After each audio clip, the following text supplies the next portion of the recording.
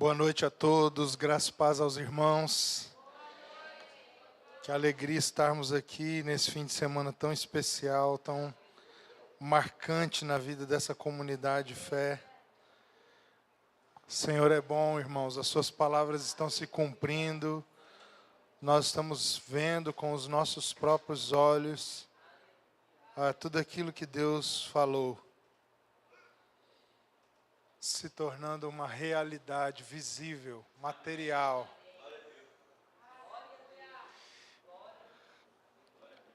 A palavra de Deus diz que chegariam dias em que haveria fome e sede de ouvirmos ou de ouvirem, no caso do profeta, as palavras ou as suas palavras. Essa profecia já foi motivo de muita conferência, de muito ajuntamento de jovem, de muito retiro, de muito movimento. Mas o texto continua, irmãos. Esse texto continua e o profeta segue dizendo, mas procurarão e não encontrarão a palavra de Deus. Que loucura, né? Nós pegamos um texto, isolamos ele, e com um coração talvez até correto, mas com a compreensão completamente equivocada, nós participamos de muitos ajuntamentos. Eu mesmo fui em algumas conferências por causa da fome e da sede da palavra. Mas o que o profeta está fazendo é um alerta, é uma denúncia. Se vocês não comerem agora o que tem na mesa, um dia vocês vão desejar comer aquilo que tiveram e não vão encontrar nem o que já tiveram e nem aquilo que precisarão quando desejarem.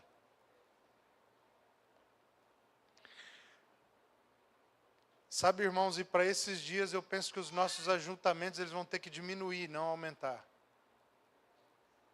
O número de pessoas vai ter que ser cada vez mais reduzido, não aumentado. Nós não estamos pregando o Evangelho com o intuito de semearmos para a multidão. Nós estamos procurando encontrar em meio à multidão os discípulos verdadeiros. A mensagem que o Senhor nos confiou, ela não é a mensagem da multidão. Ela é a mensagem daqueles que, tendo arroz e feijão na mesa hoje, eles comem como se fosse o último dia de suas vidas. Se tiver costela no chão, eles comem como se fosse o último dia de suas vidas. Estão chegando dias, me parece que aqueles que detêm a semente não estarão tão acessíveis mais assim. E aí é a hora em que essa profecia se cumprirá. Haverá um dia, diz o Senhor, em que muitos terão fome e sede das suas palavras. Procurarão, mas não encontrarão. Essa não é uma profecia boa para nós. Essa é uma profecia terrível. Então nós temos duas posturas diante dessa profecia. Ou nós comemos agora, como se fôssemos verdadeiros mendigos espirituais, para que a palavra não passe de nós e nos tornemos o alvo dessa profecia, que é terrível. Se essa profecia se cumprir em nós, ferrou. Porque a única coisa que importa nesse mundo, nesse universo inteiro, é a palavra de Deus. Se você tiver todas as outras coisas que o universo pode proporcionar, sem se encontrar com aquilo que é primordial, que é a essência sustentadora, diz Hebreus, de todas as coisas, a sua palavra, você não terá nada. Então, se essa profecia se cumpre sobre nós, nós estamos perdidos.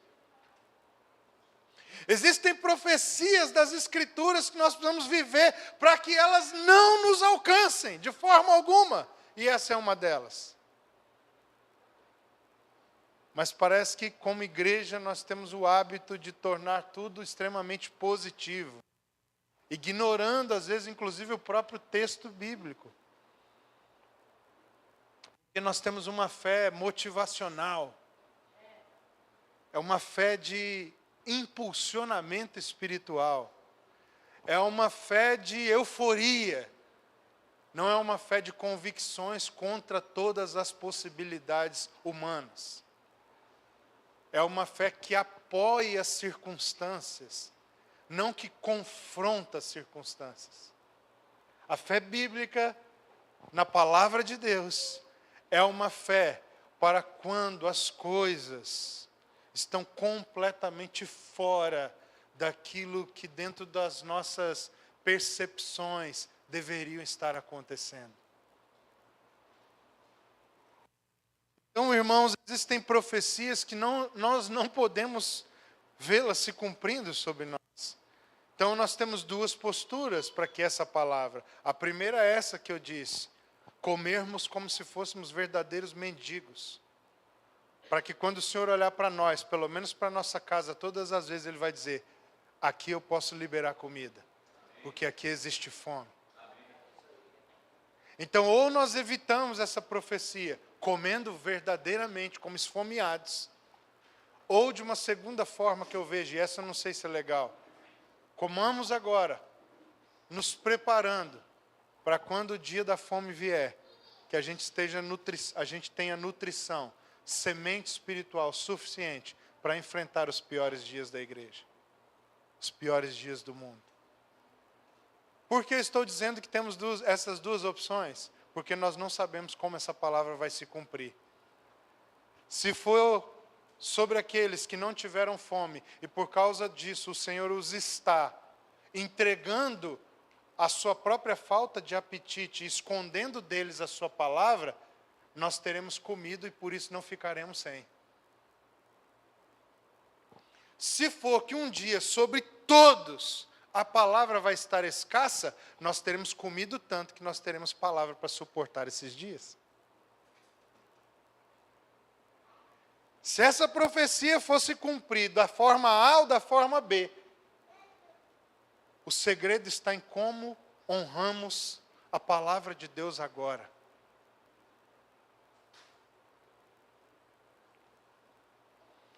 Vocês estão aí, irmãos? Então, esses não são dias de multidão. Esses são dias de sementes específicas, para pessoas com fomes específicas. Não são dias de sair lançando semente de forma totalmente despretensiosa. São dias de plantarmos sementes uma a uma, de forma artesanal. Nós não estamos usando maquinário. Nós estamos voltando aos rudimentos elementares da origem da nossa fé e plantando as sementes do Evangelho com as nossas próprias mãos. Isso está custando tudo o que nós temos. Mas para isso, nós vamos selecionar cada semente, onde ela deve ser plantada, em cada terra que ela deve ser plantada. Vocês estão aí? E por causa disso e de mais algumas coisas que o meu espírito está inquieto nesse tempo, irmãos, eu gostaria de convidar você a abrir a sua Bíblia no livro de Atos, no capítulo de número 13.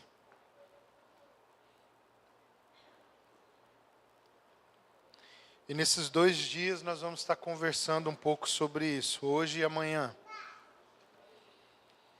Atos 13, versículo 1, diz assim: havia na igreja de Antioquia profetas e mestres. Havia na igreja de Antioquia profetas e mestres. Havia na igreja de Antioquia profetas e mestres. Como eu tenho pouco tempo, eu vou procurar ser direto. E talvez pelo pela abordagem mais direta, isso soe como ofensivo para alguns de vocês. Isso soe como uma falta de polimento no meu discurso. E de verdade, hoje eu não estou com a pretensão de ser polido, mas ser fiel.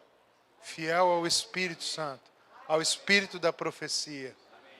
Por isso eu comecei dizendo, nós não estamos mais pensando em multidão. Eu nunca pensei, mas esse não é mais um tempo da igreja pensar. É uma plantação artesanal agora. Selecionada pelo tipo de terra, pela geografia de atuação e pela semente que nós carregamos.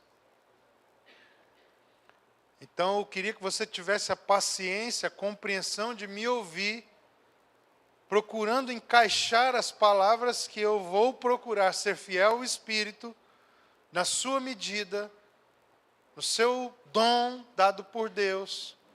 Ou se nada disso faz sentido, só descarte e pense que hoje você veio numa programação de entretenimento, pessoalmente falando. Hoje é só um entretenimento religioso para você. Agora, se não é o teu caso, se não for o teu caso, isso, você precisa pegar essas palavras e, como uma espada, cravar no seu próprio peito, para que ela se torne amarga no seu estômago, para que ela subtraia de você aquilo que está atrapalhando, impedindo você de entrar no lugar que o Espírito está chamando você nesse tempo. E que ela acrescente aquilo que te falta para que você dê um testemunho coerente com a sua vocação. Na igreja de Antioquia havia muitos irmãos. Se você começa a ler no capítulo 11, você vai encontrar um testemunho absolutamente espiritual do que está acontecendo nessa igreja por meio de Lucas, em Atos. Mas quando nós chegamos no capítulo 13, é como se Lucas estivesse dizendo, para tudo. Eu preciso que vocês entendam algo, que eu vou contar a partir de agora. Porque o que eu vou contar a partir de agora tem a ver com o fruto que permanece e que fará com que o Evangelho, entre parênteses, a vontade de Deus por meio de Jesus Cristo, seja levada até os confins da terra. Feche parênteses. E é por causa do que Lucas começa a dizer daqui em diante, que pessoas como eu e você estão reunidas aqui hoje. E ele começa esse destaque afirmando uma coisa muito séria. Havia crentes naquela igreja. Havia irmãos naquela igreja. Havia homens e mulheres comprometidos com o Evangelho. É ali naquela igreja em que os discípulos são chamados de pequenos cristos pela primeira vez, Edu. Por quê? Se você é identificado com Jesus, numa cidade romana, sobretudo da importância política, econômica, cultural que havia em Antioquia, você não está recebendo um elogio, meu irmão.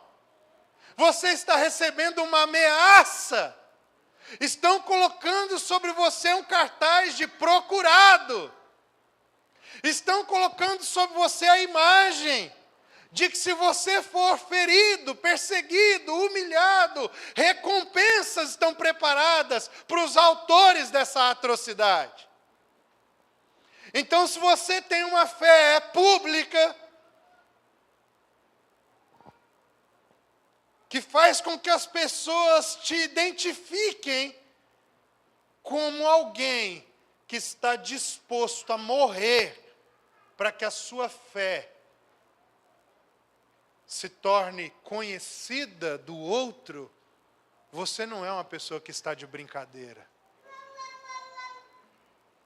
Então, nessa igreja local, simples, singela, que era composta desse tipo de gente, Lucas passa a descrever: nessa comunidade havia profetas e mestres. Pensa comigo, se o que vai ser descrito daqui em diante é um retrato permanente, definitivo, de um padrão que o Espírito Santo está desejando estabelecer a partir dessa narrativa, em todos os lugares por onde o Evangelho for, nós estamos diante de algo muito sério, Rafa.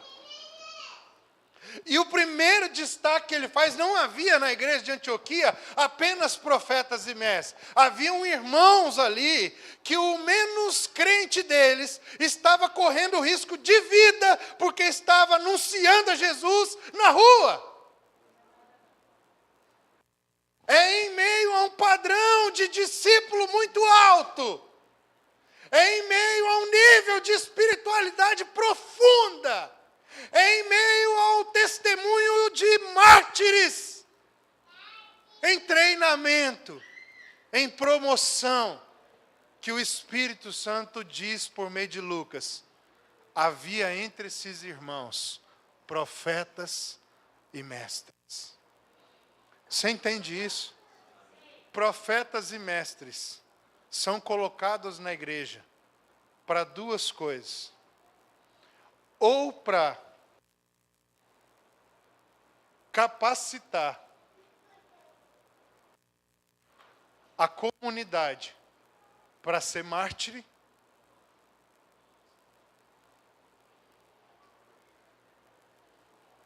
amém?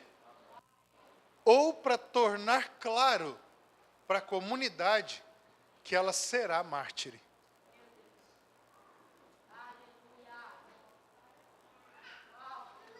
É isso que Lucas está dizendo para a gente aqui. No caso deles, para preparar. E no seu caso? Será que você já adquiriu a consciência de que seguir a Jesus é seguir um caminho de abnegação completa da sua vontade, do seu eu, dos seus desejos, do seu projeto de vida? Seguir a Jesus não é pertencer a uma religião evangélica, católica, sei lá o que é. Seguir a Jesus é seguir os passos de uma pessoa que tem como seu êxtase de glória uma cruz de madeira e uma coroa de espinhos.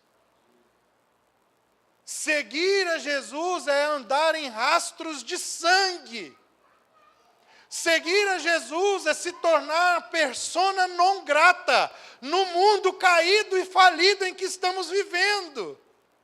Seguir a Jesus é assumir um tipo de postura, de atitudes, que ao serem feitas, trazem sobre nós um olhar preconceituoso, um estigma da sociedade.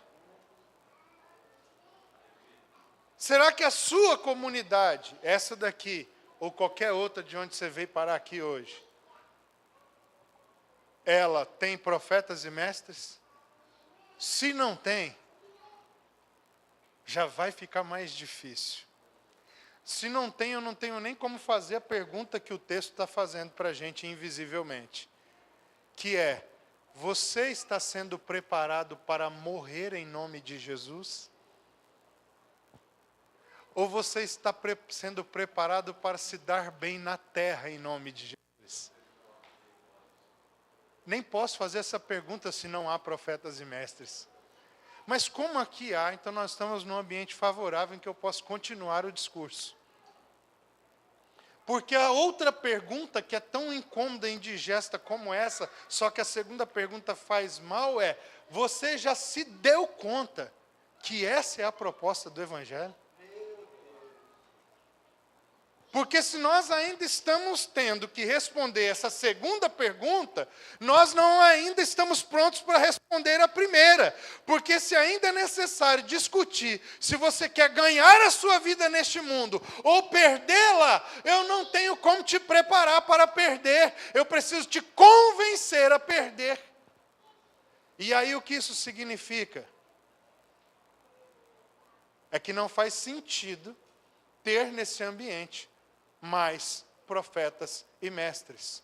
São necessários que retornem nesse ambiente os evangelistas. Por quê?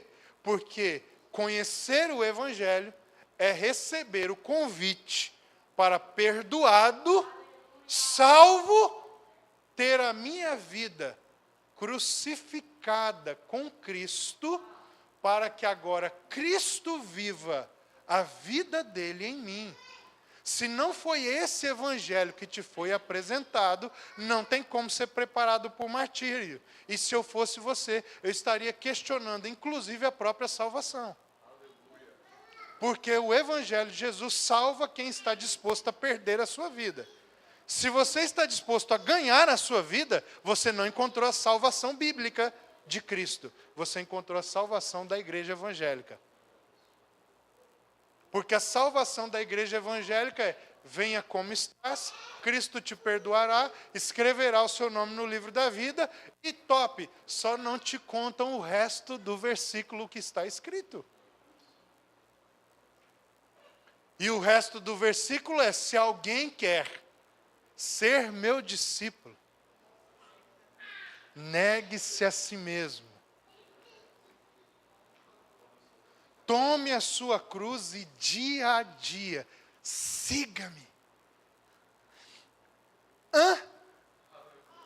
Tem uma pegadinha quando a mensagem da evangelização é: venha como está, seja perdoado. Porque isso é verdade, mas não é toda a verdade. Salvo é aquele que agora deixou de viver para si mesmo e prestou sua vida para que Cristo viva a vida dele em nós. E como é que isso acontece? Por meio do evangelho.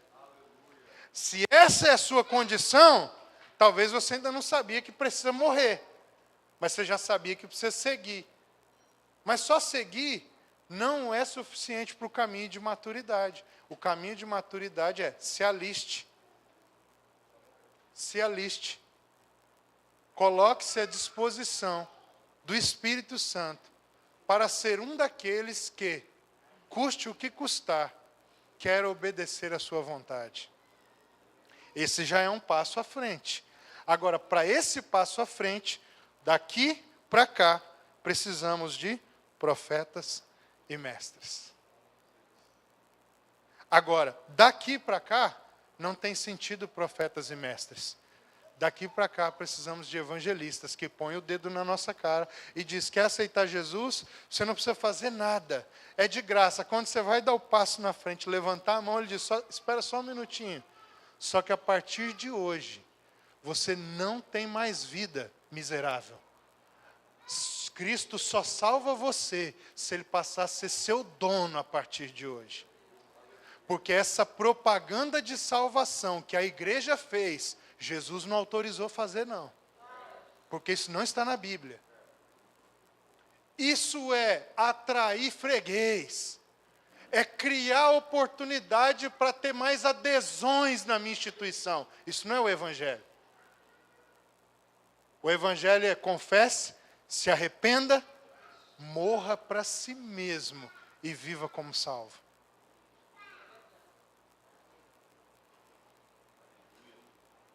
O caminho não é largo. O caminho de Jesus é estreito, irmão. Não, mas para entrar a porta é estreita, ele diz também.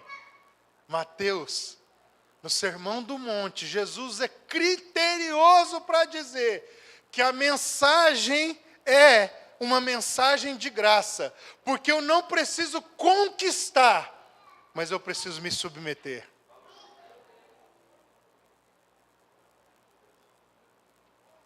Nesse tipo de igreja, que tem esse tipo de gente, podem haver profetas e mestres. A pergunta que faço é: essa comunidade, agora aqui direto, você como pastor, se não, a culpa é sua. Esses irmãos justificam Jesus ter mandado profetas aqui? Se eles não justificarem, por causa do testemunho deles, da disposição deles, Jesus tira os profetas e mestres. É assim que o Senhor faz, irmãos. Nós não estamos mais brincando de ser igreja. Nós estamos fazendo algo muito sério aqui. Isso aqui não é um clube. Isso aqui não traz retorno financeiro para a gente. Então, das duas, uma, Cléo. Ou a gente transforma a igreja em fonte de lucro. Se não é fonte de lucro, então a gente tem que fazer esse negócio de verdade. Fazer do jeito certo. Fazer entregando tudo, cara. Porque senão não tem sentido, cara. Se for só para ter o prédio mais lindo da cidade, para atrair as pessoas por causa da nossa suntuosidade, não faz sentido. Se for só para ser um pastor que tem plano de carreira, que vai aumentar seus ganhos, tem garantida aposentadoria para os seus filhos, não faz sentido, cara. Se o ministério para mim é fonte de lucro, eu não tenho contentamento espiritual. A palavra diz isso, Timóteo. Paulo dizendo ao seu filho Timóteo, que o contentamento com simplicidade, sim, é fonte de lucro. O ministério não. A igreja não. Mas nós nos queixamos a vida inteira. Por que não temos profetas e mestres assim para nos pregar? Aí quando o Senhor envia, o nosso testemunho faz com que o ministério deles fique sem sentido, porque nós ainda estamos procurando como ganhar a nossa vida nesse mundo. Você quer gabinete pastoral para saber, pego esse emprego onde eu ganho dobrado, ainda que eu tenha que abrir algumas concessões, ou sigo aqui na pobreza sendo fiel? Ah, como se a obrigação fosse do pastor dizer, como se isso fosse uma porta que Deus abriu. Então você atribui ao outro a responsabilidade de justificar a sua infidelidade ao Senhor. Porque o seu Deus é Mamon. E você quer que o seu pastor, o seu ministro, o seu sacerdote de estimação, ele assuma a responsabilidade por causa das ambições. As ambições capitalistas, mamônicas, que ocupam seu coração.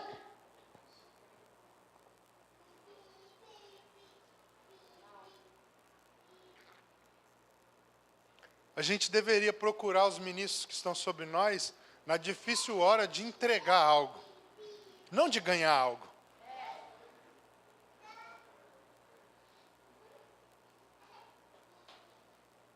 Na hora de ganhar, irmão, assume os riscos.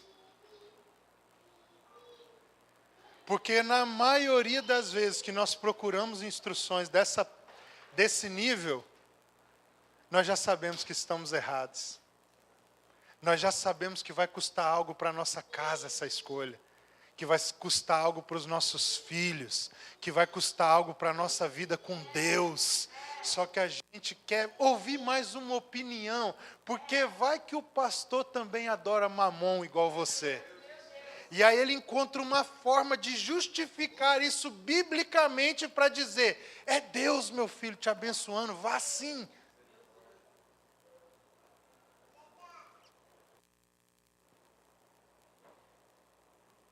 Eu quero pastores que cuidem de mim, dizendo para mim, rejeite. Continue na luta. Continue pobre. Mas seja fiel a Deus.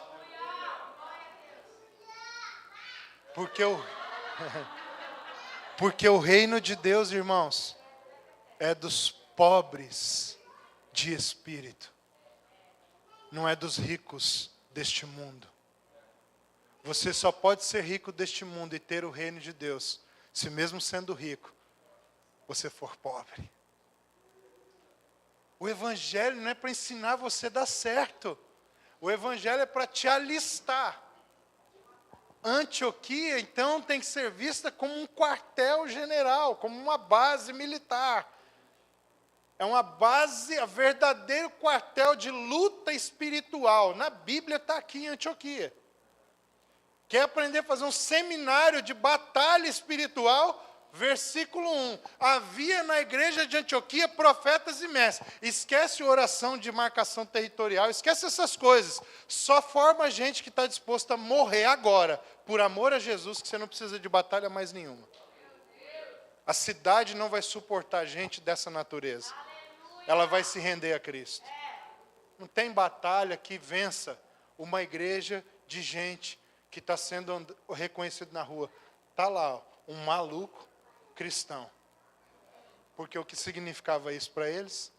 Coloca uma tarja de criminoso, procurado na vida desse cara. Estou pegando pesado? É por isso que havia na igreja de Antioquia profetas e mestres.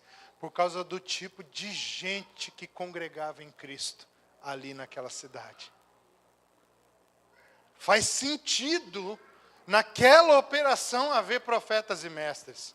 E eu continuo com a pergunta: faz sentido para você, na tua vida com Deus, faz sentido ter profetas e mestres? Teu jeito de seguir Jesus justifica, fecha a fatura com profetas e mestres ou não fecha a fatura? E aí a mensagem, apesar de não ser para a multidão, ela não é uma mensagem de condenação. Eu não fui chamado para isso. Nós somos ministros da reconciliação. Eu quero dizer para você, meu irmão, que se a sua vida até aqui não justifica, hoje, nessa noite, você pode dar um novo sentido para aquilo que Jesus entregou como um presente para você. E a forma de honrar adequadamente os ministros que o Senhor nos entregou como presentes, não é dando presente a eles nem oferta. É dobrando os nossos joelhos diante do Senhor e dizendo: Senhor, eu não abro mão de obedecer nos mínimos detalhes qualquer uma das suas vontades que dizem respeito à minha vida.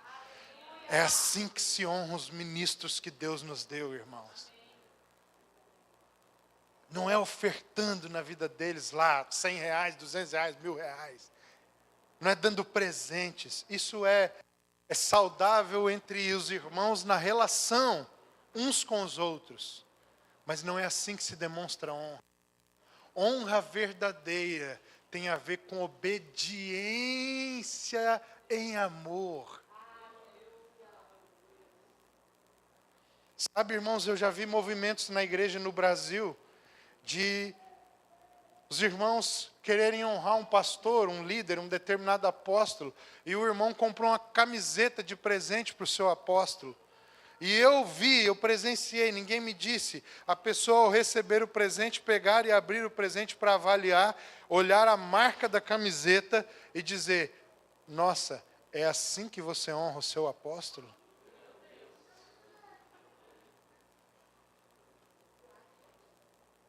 Só existe esse tipo de gente que faz isso, porque existe um tipo de comunidade que se relaciona dessa forma.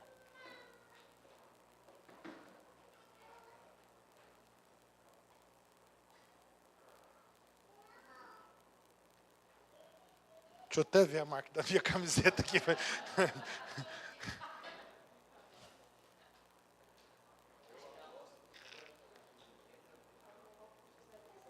O que define quem você é e as relações que você estabelece no reino de Deus não tem absolutamente nada a ver com coisas que são palpáveis.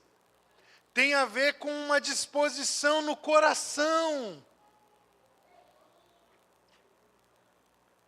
Tem a ver com um amor derramado de dentro. É quando eu faço questão de você. Eu quero estar com você, eu quero me relacionar com você, eu quero aquilo que de Cristo está em você, e para isso eu vou ter que acessar também aquilo de humano que é em você.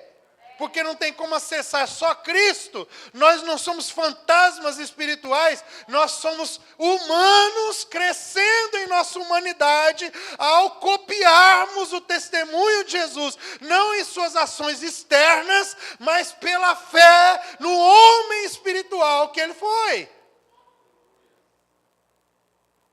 Não reproduzimos as ações externamente, nós copiamos seu coração.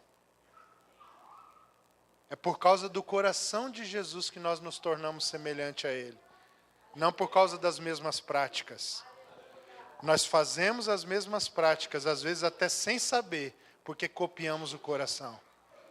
Jesus não teve comunidade terapêutica, irmão, centro de recuperação. Nós temos. Podemos fazer isso copiando o coração dele, mas ele mesmo nunca fez isso. Você entende? E podemos fazer a santa ceia do Senhor, lavando até os pés uns dos outros. E isso está abominável aos olhos do Senhor, por causa de um coração podre, hipócrita, com que fazemos isso. Seguir a Jesus não é copiar os ritos externos, é amar o seu coração, e por causa do seu coração, andar em obediência, que nos fazem fazer coisas que se comunicam com a cultura do nosso tempo e traduzem nela o Evangelho, porque nós não estamos vivendo há 2000 anos atrás. Por isso a cópia não é do que ele fez por fora, é de quem ele era por dentro. E enquanto eu copio o coração, eu vou me tornando cada vez mais homem, mais humano como Cristo foi. Uau!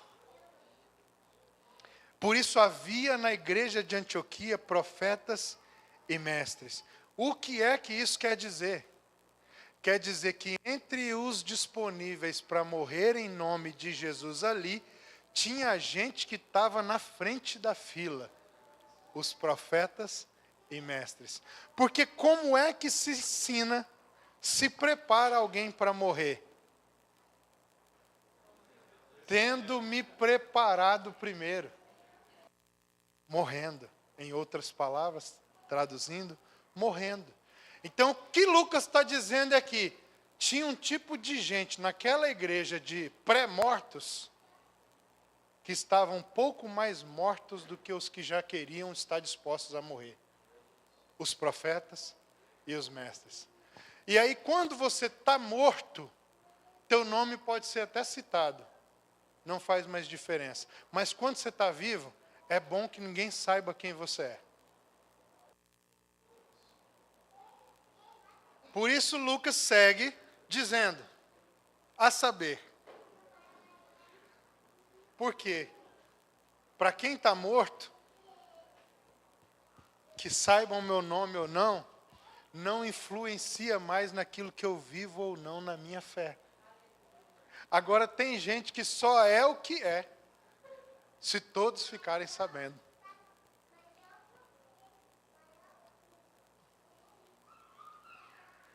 Irmãos, vocês estão entendendo?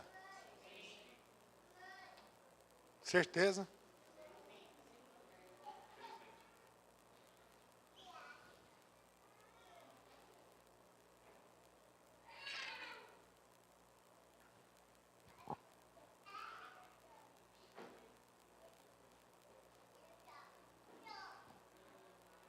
Meu relógio parou, foi?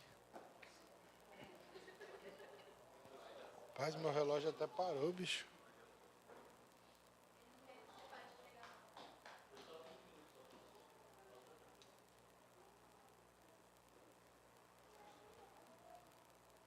Então, para a gente fechar. É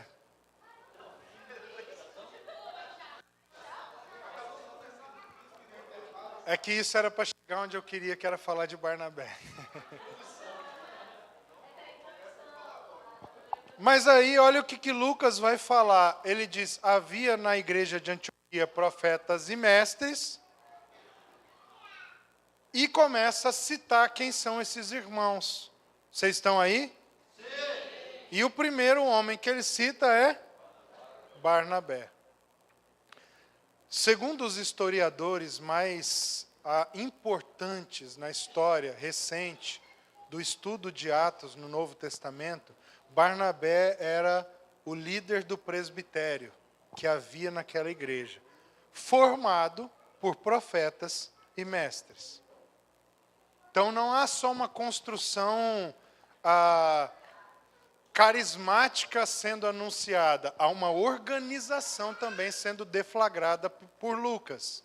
Ele está falando de uma equipe de governança, é uma estrutura sendo identificada. São esses profetas e mestres que ele cita pelo nome.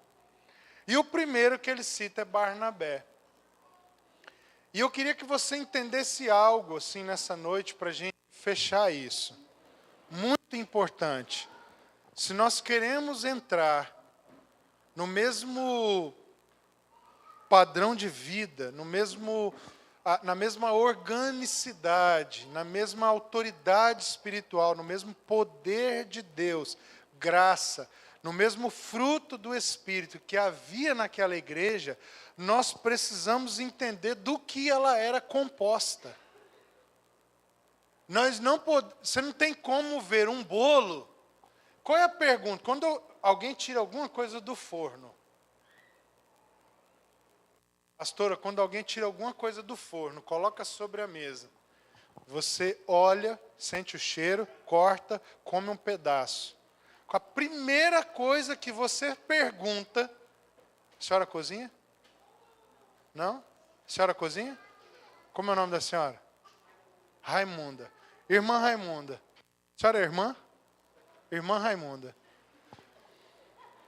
Se cortou o pedaço do bolo, a senhora come bolo? Então, poxa vida. Vou achar um gordo aqui, que eu tenho certeza que qualquer gordo aqui come bolo. Simone, né? Não, Simone não, Simone não. Vou perguntar para um gordo, dá licença, gente, vocês não entendem nada.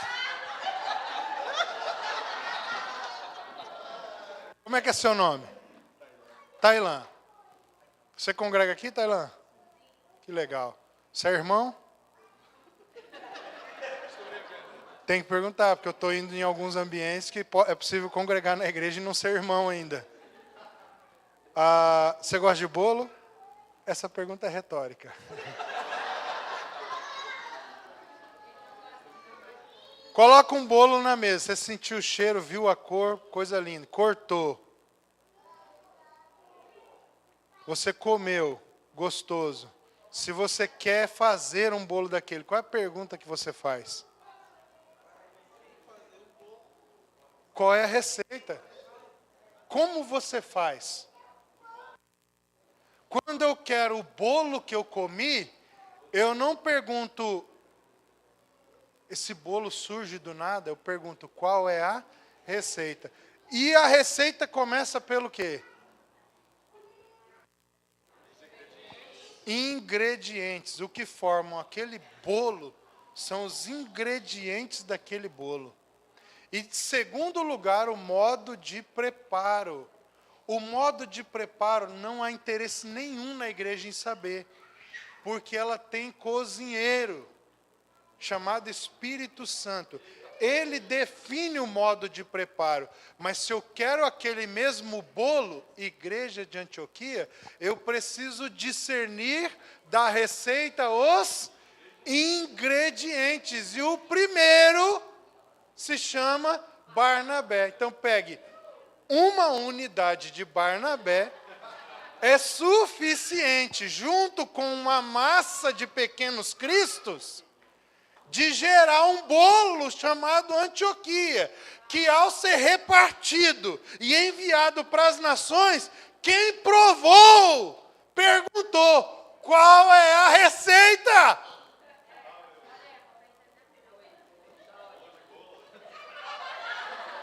Quer bolo, meu filho? Vocês estão entendendo, irmãos? Para termos igreja como a igreja de Antioquia, não é 2 potes de milho, 12 espigas de milho, é um Barnabé. Gente como Barnabé, triturada pelo colocada no forno, aquecida pelo fogo do Espírito, no tempo necessário, nessa fornalha de Deus, junto com um grupo de cristãos, sai um bolo como a igreja de Antioquia, e quem prova, sente o cheiro, vê com os olhos, saliva na boca, de vontade, de desejo, de ter aquilo dentro de si, como parte da sua vida. Quem comeu daquelas fatias que foram enviadas de Atos 13 em diante, olhou para trás e falou: meu Deus, como é que se faz isso?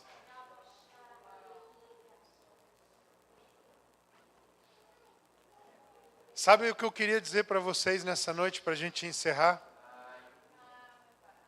É que o que a gente está oferecendo para as pessoas comerem aí, através de nós mesmos, arranca no máximo um elogio, mas nunca vem com interesse de descobrir a receita. Nossa, que bolo gostoso. E na maioria das vezes, quando a pessoa realmente gosta, ela quer a receita.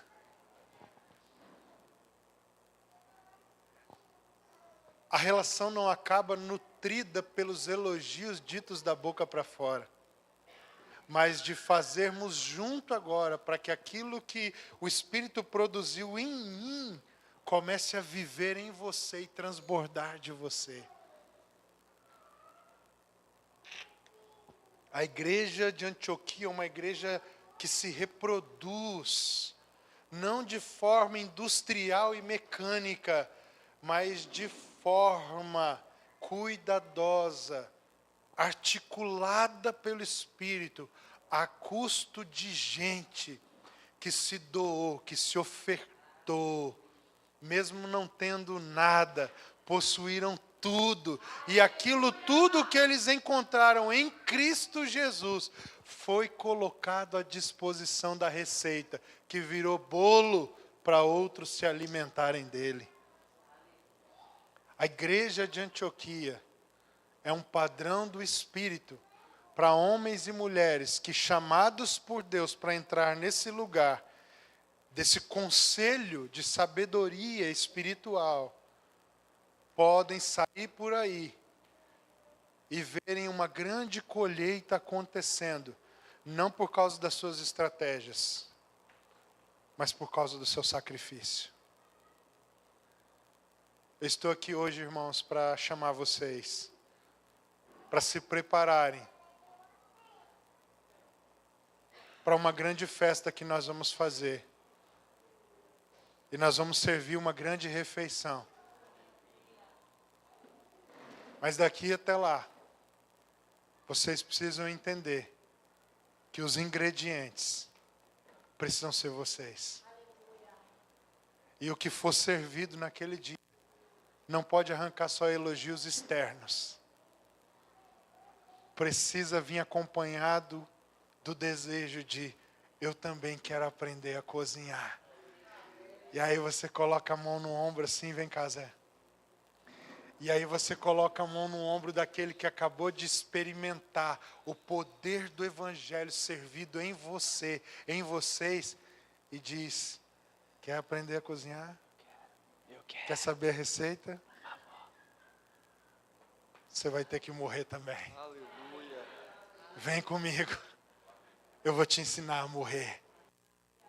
Porque os ingredientes disso que você acabou de comer, fomos nós. Amém? Essa é a igreja de Antioquia.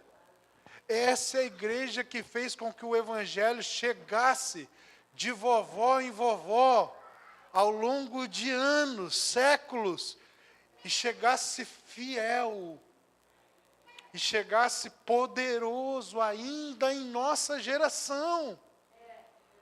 Onde estão aqueles que, como grãos de trigo, vão morrer com o Senhor que eles seguiram, para que outras pessoas possam se alimentar dessa palavra que se fez e agora se faz carne em nós. Gente que quando o mundo olha, vê e fala, são pequenos cristos.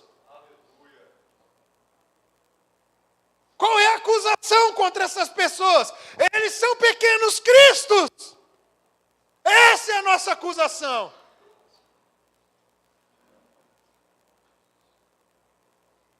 Esse é o meu convite para vocês. Vamos cozinhar. Vamos fazer um bolo. Eu já cheguei aqui hoje com a forma untada. Mas eu não trouxe nenhum ingrediente, além de mim mesmo. Porque os outros ingredientes, pela pregação do Evangelho, eu espero muito em Deus que sejam vocês. Eu queria orar por vocês nessa noite, meus irmãos.